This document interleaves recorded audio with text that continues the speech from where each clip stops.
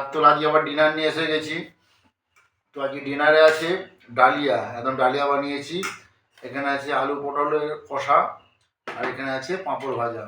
তো এই হচ্ছে আজকে রাত্রেবেলার ডিনার, কারণ শনিবার তো আজকে ডালিয়াই খাবো আমি। যদি কেমন নিজে হাতে করেছি তো।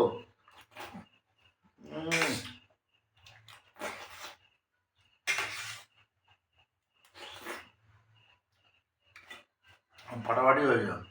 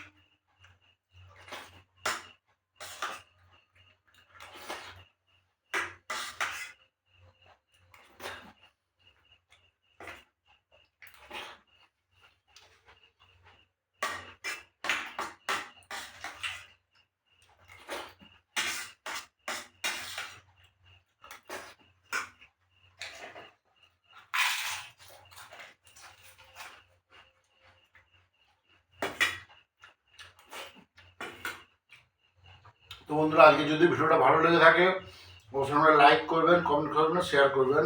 শুভরাত্রি, নমস্কার।